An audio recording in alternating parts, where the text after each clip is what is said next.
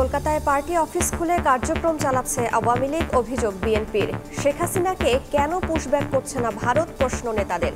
নির্বাচনের আগে দেশে গন্ডগোলের শঙ্কা। নির্বাচনের আগে কিন্তু দেশে অনেক গন্ডগোল হবে। মাফিয়া নেত্রী শেখ হাসিনা এই দেশকে লন্ডভন্ড করার জন্য, নির্বাচন বানচাল করার জন্য অনেক সহিংস ঘটনার অবতারণা করবেন। সবাই মিলে ঐক্যবদ্ধভাবে নাশকতামূলক কর্মকাণ্ডকে প্রতিহত করব। কলকাতায় কার্যালয় আর বাংলাদেশের ভিতরে এই সমস্ত ঘটনার যে যোগসূত্র নেই তা বলা যাবে না। মাস্টার মাইন্ড হয়ে শেখ হাসিনা সেইখান থেকে বাংলাদেশ বিরোধী কার্যকলাপ শুরু করেছে। শেখ হাসিনাকে পুশব্যাক করে না কেন বাংলাদেশে? দেখছিলেন প্রধান শিরোনাম। রাত 11টার সময় সঙ্গে আছি আমি রাইসা জান্নাত। এবার অন্যান্য শীর্ষ সংবাদ। দলগুলোর সদিচ্ছার উপর নির্ভর করছে জাতীয় সনদ বাস্তবায়ন। 2-1 দিনের মধ্যে চূড়ান্ত খসড়া পাঠাবে কমিশন। রাজনৈতিক ঐক্য ছাড়া টেকসই হবে না সংস্কার, মন্তব্য রিজওয়ানার। চাঁদাবাজি বা ছিনতাই নয়, হানি ট্র্যাপ চক্রের ভিডিও করায় সাংবাদিক তুহিনকে হত্যা। জড়িত অভিযোগে আটক 5, কঠোর শাস্তি দাবি। সরবরাহ কমার অজুহাতে বেড়েছে পেঁয়াজের দাম, 80 টাকা ছাড়িয়েছে কেজি। সবজি, মুরগিও চড়া, কিছুটা কমেছে ইলিশের দর। এবং চীন ভারতের সঙ্গে যুক্তরাষ্ট্রের শুল্ক বিরোধে ফের বাংলাদেশমুখী ক্রেতা। বছরে $10 বিলিয়ন রপ্তানি আয় বাড়াতে মরিয়া পোশাক ব্যবসায়ীরা। সমস্যা নিরসনের দাবি।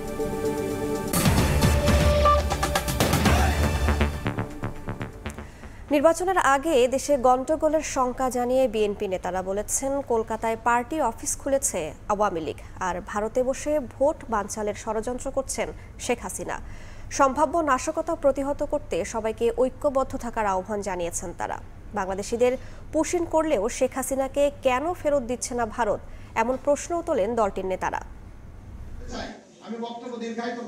জুলাই গণঅভ্যুত্থানের বর্ষপূর্তি উপলক্ষে দ্রুত বিচার, মৌলিক সংস্কার ও জাতীয় সংসদ নির্বাচন শীর্ষক আলোচনা সভা অগ্নিসেনা সোশ্যাল ফাউন্ডেশন ও আমাদের নতুন বাংলাদেশের এই আয়োজনে অংশ নিয়ে আগামী নির্বাচনে গন্ডগোলের শঙ্কা প্রকাশ করেন বিএনপির স্থায়ী কমিটির সদস্য হাফিজউদ্দিন আহমদ। এ সময় নাশকতা প্রতিহত করতে সবাইকে ঐক্যবদ্ধ থাকার আহ্বান জানান তিনি। নির্বাচনের আগে কিন্তু দেশে অনেক গন্ডগোল হবে। ভারতে আশ্রয় নিয়ে এই মাফিয়া নেত্রী শেখ হাসিনা এই দেশকে লন্ডভন্ড করার জন্য, নির্বাচন বানচাল করার জন্য অনেক সহিংস ঘটনার অবতারণা করবেন। আমরা দল মত নির্বিশেষে দেশবাসী সবাই মিলে ঐক্যবদ্ধভাবে এই মাফিয়াদের নাশকতামূলক কর্মকাণ্ডকে প্রতিহত করব। আজকের দিনে এই আমাদের অঙ্গীকার। এদিকে শুক্রবার বিকেলে জাতীয় প্রেস ক্লাবে বাংলাদেশ পূজা উদযাপন ফ্রন্ট আয়োজিত আলোচনা সভায় অংশ নেন বিএনপি শীর্ষ নেতারা। বাংলাদেশিদের পুশিন করলেও শেখ হাসিনাকে কেন ফেরত দিচ্ছে না ভারত, অনুষ্ঠানে এমন প্রশ্ন তোলেন দলটির নেতারা। একজন মেজর ধরা পড়ছে, সে আওয়ামী লীগের কর্মীদেরকে প্রশিক্ষণ দেবে, এইরকম নাকি আরো আছে। এই ঘটনাগুলো কিসের?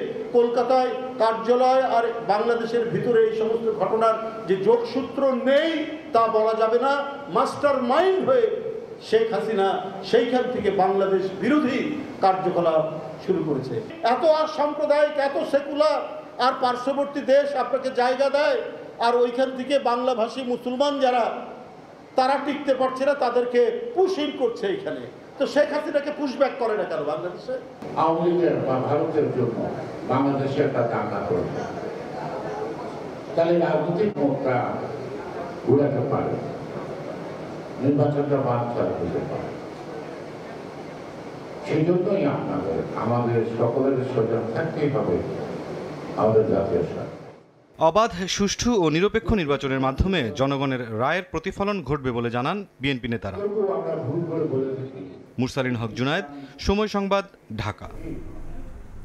সংস্কার নিয়ে রাজনৈতিক দলগুলোর সঙ্গে ঐক্য হওয়া বিষয় বাস্তবায়নের পথ খুঁজছে কমিশন। এ নিয়ে আলোচনায় আগামী সপ্তাহে বিশেষজ্ঞদের সঙ্গে বসার কথা জানিয়েছেন ঐকমত্য কমিশনের সহসভাপতি ডক্টর আলী রিয়াজ। সকালে জাতীয় সংসদ ভবনের এলডি হলে সংবাদ সম্মেলনে তিনি জানান, 2-1 দিনের মধ্যে জুলাই সনদের চূড়ান্ত খসড়া রাজনৈতিক দলের কাছে পাঠানো হবে। রাজনৈতিক দলের সদিচ্ছার উপর সনদের বাস্তবায়ন নির্ভর করছে বলেও মনে করেন তিনি। শেখ হাসিনা পতনের পর ডক্টর ইউনূসের নেতৃত্বে গঠিত অন্তর্বর্তী সরকারের ১ বছর পূর্ণ হলো আজ। বিচার, সংস্কার, নির্বাচন এই ৩ বিষয় সামনে রেখে পথ চলার ১ বছর পূর্তির দিনে সংসদ ভবনের এলডি হলে রাষ্ট্র কাঠামো সংস্কারে গঠিত কমিশন জাতীয় সনদ তৈরির অগ্রগতি জানাতে সংবাদ সম্মেলন করে। রাজনৈতিক দলগুলোর সঙ্গে ৫.৫ মাসের ২ দফা আলোচনার সারসংক্ষেপ তুলে ধরেন কমিশন সহসভাপতি অধ্যাপক আলী রিয়াজ। জানান, প্রথম দফার ১৬৬ সংস্কার প্রস্তাবের মধ্যে ২৫টিতে আপত্তির কারণে সেগুলো বাদ দিয়েছে কমিশন। প্রথম দফায় ৬২টি, দ্বিতীয় দফায় ১১টিতে একমত হয়েছে দলগুলো, দ্বিতীয় দফায় ৯টিতে ঐক্যমতে পৌঁছতে পারেনি তারা।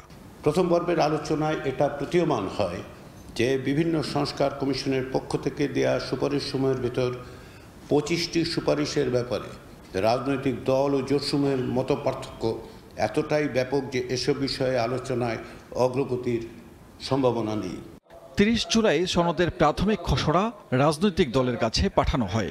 সেখানে বাস্তবায়ন নিয়ে বেশ কিছু মতামত দিয়েছে দলগুলো। প্রাথমিক একটি খসড়া দেওয়া হয়েছে সকলকে, সেই খসড়া অনুযায়ী তারা মন্তব্য করেছে।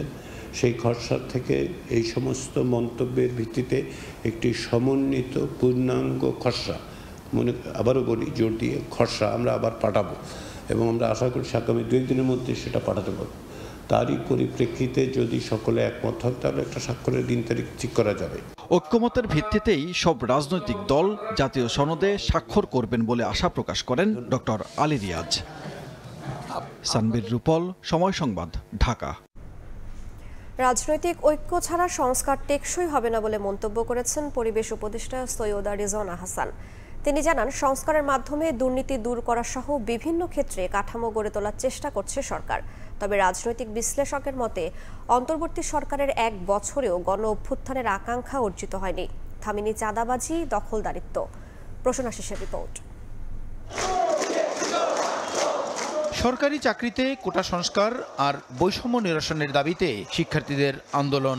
২৪-এর ১ জুলাই থেকে শুরু হওয়া অহিংস সেই আন্দোলন দমাতে বল প্রয়োগ করে সরকার। শুধু তাই নয়, এক পর্যায়ে গুলি চালিয়ে অন্তত ১৫০০ মানুষকে হত্যার পর কোটা আন্দোলন রূপ নেয় গণ অভ্যুত্থানের। অবশেষে ৫ আগস্ট দেশ ছেড়ে পালাতে বাধ্য হন সে সময়ের প্রধানমন্ত্রী শেখ হাসিনা। আমি মোহাম্মদ ইউনূস। এর ২ দিন পর গঠিত হয় অন্তর্বর্তী সরকার। গত বছর ৮ আগস্টের এই দিন সন্ধ্যায় নোবেলজয়ী ডক্টর মোহাম্মদ ইউনূসের নেতৃত্বে শপথ নেয় অন্তর্বর্তী সরকার। সকলের প্রতি যে আকাঙ্ক্ষা আর স্বপ্নকে ধারণ করে জুলাই অভ্যুত্থান ও নতুন সরকারের যাত্রা শুরু হয়েছিল তা এখনো অর্জিত হয়নি বলে মন্তব্য করে ঢাকা বিশ্ববিদ্যালয়ের শিক্ষক ডক্টর সাব্বির আহমেদ বলেন, চাঁদাবাজি, দখলদারিত্ব সহ ফ্যাসিবাদী আচরণ দমনে সরকার এখনো সফল নয়। ফ্যাসিবাদের সময় আমরা যে আপনার চাঁদাবাজি দেখেছি সেটা কিন্তু এখনো পূর্ণ উদ্যম বিদ্যমান। ল অ্যান্ড অর্ডার রিমার্কেবলি যে উন্নতি হয়েছে সেটা বলবো না। এদিকে সরকারের প্রভাবশালী এই উপদেষ্টার মতে ১ বছরের কর্মকাণ্ড বিচার করে নয়, বরং নানা চ্যালেঞ্জের মুখে সরকারের সদিচ্ছাকে বিবেচনায় নেওয়াই হবে সফলতা বা ব্যর্থতার নির্ণায়ক। জাজ করার ক্ষেত্রে তার সদিচ্ছাটাকে আপনারা বিবেচনায় নেবেন কিনা। যে সদিচ্ছাটাকে বিবেচনায় নেন, আমি বলবো কোনো জায়গাতেই আমরা ফেল করিনি। এ সময় ২-১টি মন্ত্রণালয়ের উদাহরণ টেনে তিনি বলেন, সকল ক্ষেত্রে প্রায় সম্পূর্ণ ভেঙে পড়া একটি সিস্টেম নিয়ে শূন্য থেকে কাজ করতে হয়েছে নতুন সরকারকে। আমরা একটা সিস্টেম ইন প্লেস আনবার চেষ্টা করব, যেটার ফলে পরবর্তীতে এই সিস্টেমটা ডেলিভার্ড হবে। রাজনৈতিক ঐকমত্য ছাড়া এ সরকারের সংস্কার বা পরিবর্তনগুলো টেকসই হবে না মন্তব্য করে বলেন, যেসব ক্ষেত্রে ঐকমত্য হবে সেগুলো স্বাক্ষরিত হওয়া উচিত। পরিবর্তনটাকে টেকসই করতে আমরা ঐক্যমতের দিকে যাচ্ছি। পলিটিক্যাল কনসেনসাসে যদি আমরা 10টা জিনিস করতে পারি ওইটা কিন্তু টিকে যাবে। পলিটিক্যাল কনসেনসাস ছাড়া আমরা 20টা জিনিস করলে সেটা কিন্তু টিকবে না। দায়িত্ব পালন শেষে অন্তর্বর্তী সরকারের উপদেষ্টারা সবাই স্ব কাজে ফিরবেন বলেও জানান পরিবেশ উপদেষ্টা।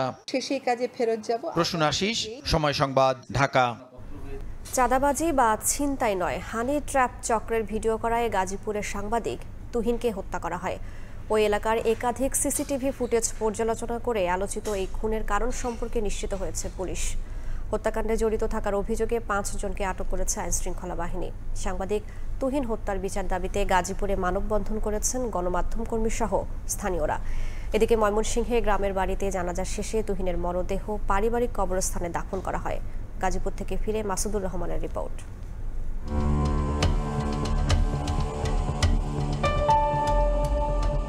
সাংবাদিক তুহিন হত্যাকাণ্ডের পর এভাবে পালিয়ে যায় হত্যাকারীরা। সময় সংবাদের হাতে আসা পাশের একটি ভবনের সিসিটিভি ক্যামেরার ফুটেজে ধরা পড়ে সে দৃশ্য, যেখানে দেখা যায় এক নারী ও চাপাতি হাতে 8 জন দৌড়ে পালিয়ে যাচ্ছেন। যেখানে বাচ্চার ওপর হামলা করা হয় সেই শাপলা ম্যানশন থেকে তুহিনকে হত্যার স্পট 800 মিটার দূরে। এই দূরত্ব দেখে অনেকেরই সন্দেহ হয়েছিল এত দূরে এসে কিভাবে তুহিনকে হত্যা করলো সেই হামলাকারীরা। তুহিন হত্যাকাণ্ডের পর পুলিশের হাতে আসা এই ফুটেজটি পাল্টে দেয় দৃশ্যপট। দায়িত্বরত পুলিশ কর্মকর্তারা বলছেন ওই নারীর নাম গোলাপী। তিনি একটি সংঘবদ্ধ প্রতারক চক্রের সদস্য। চক্রটি গাজীপুরে দীর্ঘদিন ধরে হানি ট্র্যাপে জড়িত। বিভিন্ন ব্যক্তিকে প্রতারণার ফাঁদে ফেলে অর্থ হাতিয়ে নেয় এদের মূল কাজ। যেখানে তুহিনকে হত্যা করা হয় তার কিছু দূরে শাপলা ম্যানশন। নিহত তুহিনের বন্ধু জানান, হানি ট্র্যাপের দৃশ্য ধারণ করার কারণেই তুহিনের ওপর হামলা করে খুনিরা। একই কথা বলছেন গাজীপুরের পুলিশ কমিশনারও। যার উপরে আক্রোশ ছিল, যার উপর টার্গেট করে আসছে, তাকে আর পায় নাই। ও ভিডিও করার কারণে পরে অনাকাঙ্ক্ষিতভাবে মেয়েটার নাম গোলাপী। ওরা নাকি বিভিন্ন জায়গায় ওই রকম হানি ট্র্যাপের মাধ্যমে সাংবাদিক ওইগুলি ধারণ করলো, কথা কাটাকাটি এক পর্যায়ে ভিডিও ডিলিট করার কথা, তার উপরে চড়াও হয়ে গেছে, মেরে ফেলা। আমরা সিসিটিভি ফুটেজ পেয়েছি এবং সিসিটিভি ফুটেজ পর্যালোচনা করে আসামিদের আমরা শনাক্ত করতে পেরেছি এবং তাদেরকে ধরতে আমাদের অভিযান অব্যাহত আছে। হত্যাকারীদের সর্বোচ্চ শাস্তি নিশ্চিত করার দাবি পরিবারের। ঠিক গেল, এরা এমনি কোবাই লেগে লিগে সুষ্ঠু বিচার চাই আমরা প্রকৃত সত্য ঘটনা কি হয়েছে এটা আমরা চাই। এদিকে খুনিদের গ্রেফতারের দাবিতে উত্তাল গাজীপুর। মাসুদুর রহমান, সময় সংবাদ, গাজীপুর। সাংবাদিক তুহিন হত্যার প্রতিবাদে দেশের বিভিন্ন এলাকায় মানববন্ধন করেছেন গণমাধ্যম কর্মীরা। দুপুরে দিনাজপুর, টাঙ্গাইল, ভোলা, নারায়ণগঞ্জ ও বগুড়া সহ বেশ কয়েকটি জেলায় প্রেস ক্লাবের সামনেই কর্মসূচি পালন করেন তারা। এ সময় দোষীদের দৃষ্টান্তমূলক শাস্তি নিশ্চিতে প্রশাসনের হস্তক্ষেপ কামনা করা হয়। আইন শৃঙ্খলা পরিস্থিতির চরম অবনতির কথা উল্লেখ করে স্বরাষ্ট্র উপদেষ্টার কাছে সাংবাদিকদের নিরাপত্তার দাবি জানানো হয়।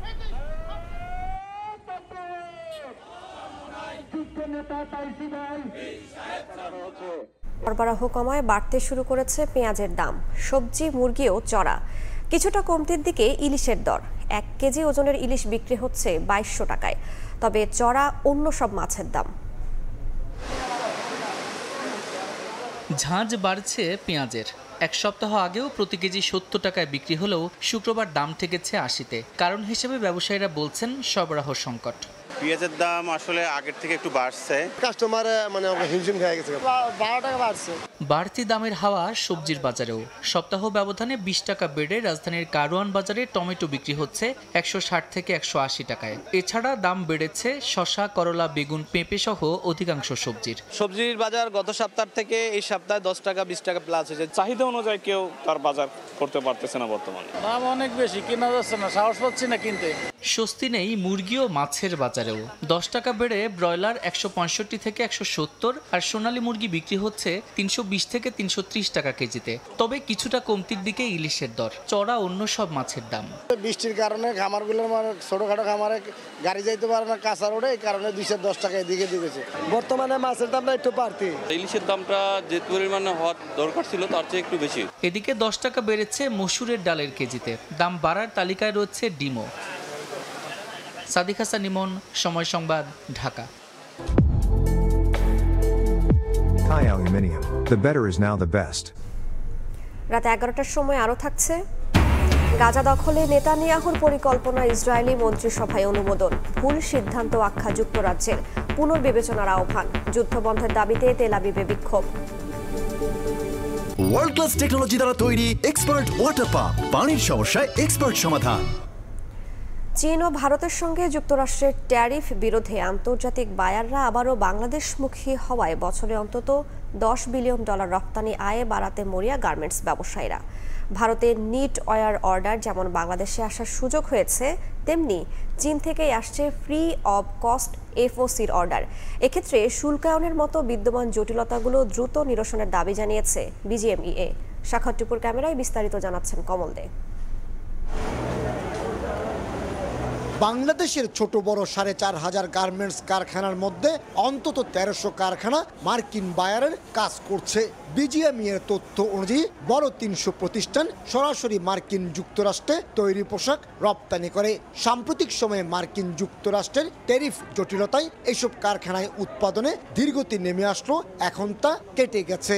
১৩০০-র মধ্যে ৩০০ ফ্যাক্টরি আছে যারা 100% কিন্তু এক্সপোর্ট ওরিয়েন্টেড দেয়, ওদের ড্রাস্টিকলি কিন্তু একটা ভালো আসবে।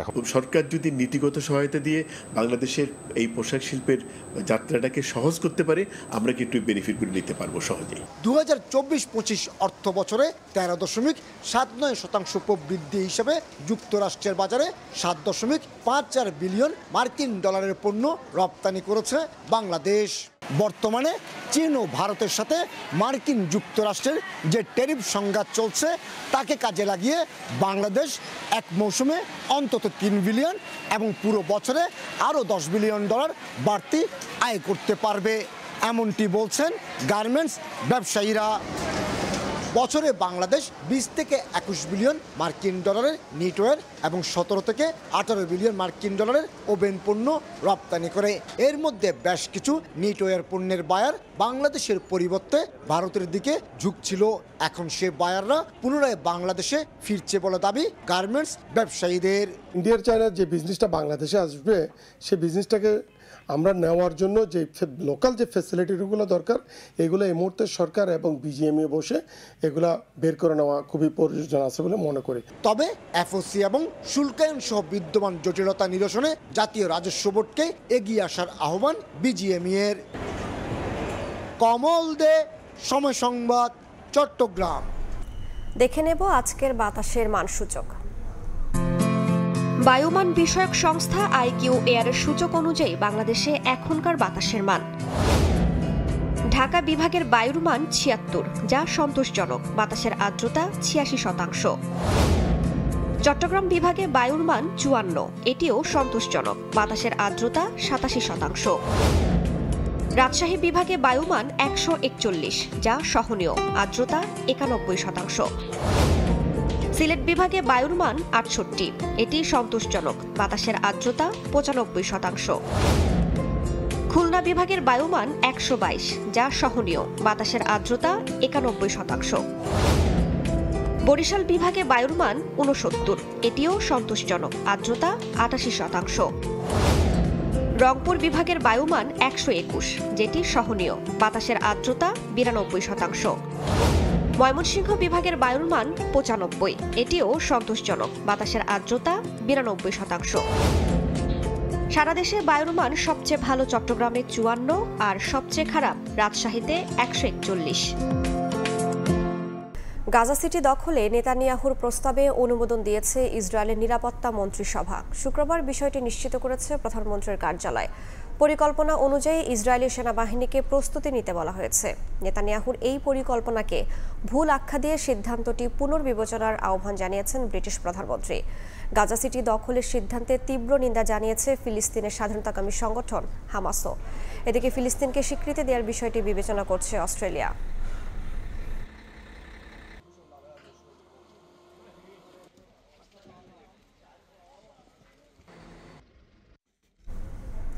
এতক্ষণ দেখছিলেন দেশ বিদেশের খবর।